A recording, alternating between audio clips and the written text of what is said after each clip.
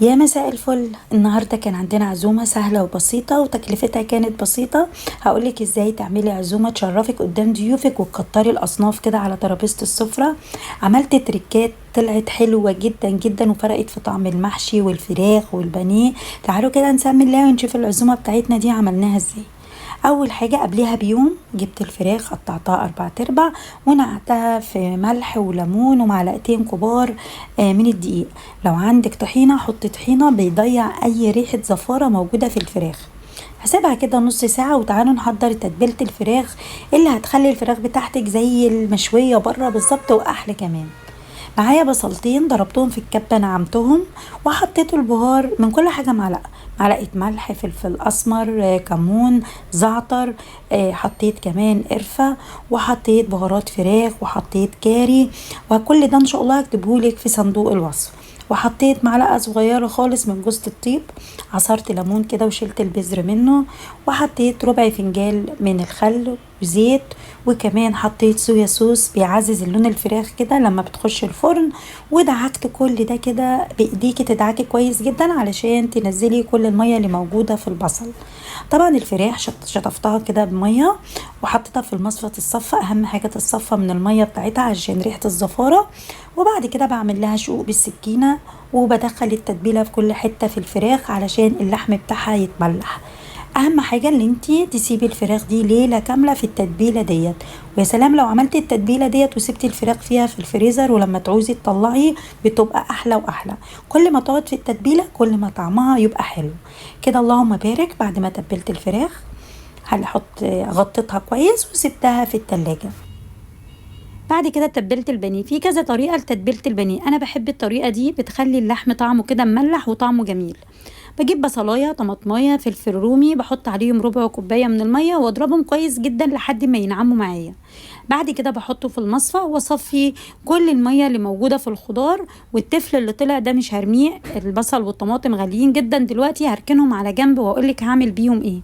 الميه اللي طلعت دي هنبهرها بالبهارات. هنحط من كل حاجه معلقه بصل بودر توم بودر بابريكا. هحط كمان مرقه دجاج بودر بتخلي التتبيله الفراخ طعمها حلو جدا.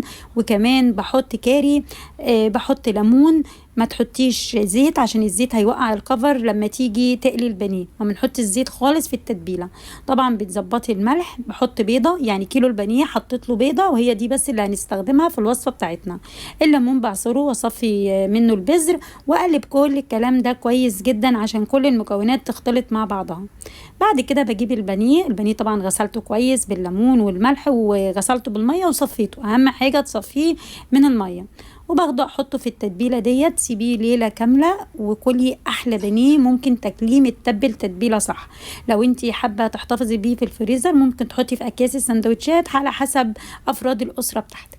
بعد كده غسلت الرز وصفيته. لازم الرز يتصفى كويس جدا ما يبقاش فيه ميه هو والخضره علشان الخلطه بتاعتك ما تبقاش صيصه كده وفيها ميه. طبعا التسبيكه سبكتها بس ما رضيتش احط لكم الفيديو علشان ما اطولش عليكم. المحشي بتاعك عشان يبقى مميز اللي ياكل عندك يقولك الله المحشي بتاعك حلو فيه حاجه كده مميزه. ايه هي؟ اللي انت تبهري الرز بالبهار قبل ما تحطي عليه التسبيكه او تحطي عليه الخضره. تجيبي كمون فلفل ملح بابريكا. تحطي بهارات المحشي وتغلفي كل حبايه رز بالبهار اللي انت حطيتيه ده. التركه دي بتفرق جدا في طعم المحشي. بعد كده نزلت بالتسبيكه. طبعا كتري البصل كتري طماطم. انا عارفه ان الحاجه غاليه بس انت عامله عزومه لازم اكلك يطلع حلو ويطلع مميز كده واكلك يبقى طعمه حلو قدام ضيوفك اللي انت عازماهم. خضره مشكله. كزبره وبقدونس وشبت. كتري برضو الشبت كتري الكزبره. وهنغسل الخضره كويس نقطعها ونغسلها ونصفيها. تركه بتفرق جدا في خلطه المحشي اللي انت تجيبي بصلايه وتحطي عليها ملح وكمون وتحطي عليها فلفل اسمر وتمرطيها بايديكي كده كويس جدا وبعد كده تنزلي بيها على الخلطه. هنا ده الخضار التفل اللي طلع من البانيه طبعا ما رميتهوش حطيته برده وقلبت كل الكلام ده على بعضه. طبعا كانت الخلطه دي جباره ريحتها تحفه ومخدومه كويس جدا. ده شكل الخلطه خطيره. جبت الممبار، طبعا انا بوريكم بس قدامك كده، لكن انت لما تيجي تعملي عزومه وعامله خلطه رز ما شاء الله زي دي كده، بتاخدي حبه حبه في طبق وتحشي، ولما يخلصوا تحطي غيرهم، علشان ال الميه اللي بتبقى موجوده مثلا في الممبار، لو في ميه مش متصفي كويس في الورق العنب في الكرنب، ما ينزلش على الخلطه اللي انت عاملاها. بعد كده بحشي طبعا الممبار، بتفضيه ما تملوهوش عشان ما يفرقعش منك، تفضيه خالص كده وتخليه مهوي. وطبعا انا حاطه الميه علشان لما اخلص الممبار، عبال ما اخلصه تكون الميه غليت، تنجزي كل حاجتك تخلص بسرعه. الورق العنب، بجيب الورق العنب كده افرده على ايديا، طبعا على الناحيه الخشنه، وبتحطي الرز تفرديه بايديكي وتلفي تبرمي كويس، وبعد كده تلمي الجوانب، وبعد كده تلمي رول على طول، يطلع معاكي الصوابع زي ما انت شايفه كده صغنون وجميل. اهم حاجه اللي انت تفردي الرز، ما تكوميش الرز في النص كده يبقى مكلكع معاكي، تلفي رول وبعد كده تاخدي الجوانب وبعد كده تلفي تكملي اللف. شايفين اللهم بارك صباط كده صغير وتحفه. دي الحله اللي انا هحشي فيها الورق العنب، بحط ورق فويل وبحط شرايح من الطماطم والفلفل والبصل، وبلف داير ما يدور عشان لما يجي يغلي من النص. هنا المية كانت غليت، اول ما المية بتغلي طبعا بمسك الممبار اتنيه اتنين كده عشان يطلع ملولو وانزل بيه، وبعد كده بحط معلقه من الصلصه بتاعه المحشي بتديها طعم حلو قوي، وبحط بصلايه قطعتها 4/4، ومعايا البهار كوبيبه صيني، ومعايا حبهان، ومعايا فلفل اسمر، كل ده حصى. وكمان حطيت ورق لوري خلى ريحه الممبار وريحه الشوربه ديت حلوه جدا. في ناس بتحب تستعمل الشوربه دي، انا بصراحه ما بحبش استعملها، هدي النار عليه واسيبه يستوي براحته.